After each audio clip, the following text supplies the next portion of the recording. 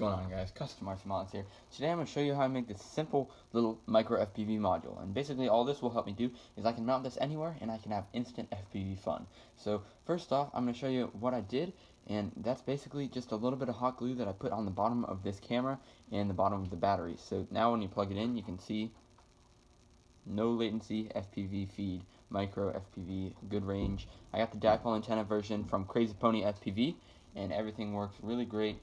So yeah, that's pretty much everything on this simple little module that I just made. So it's really easy to do. It comes with a stock connector that you just put a tiny little battery into that are all over this. I can probably finish this off sub 20 bucks.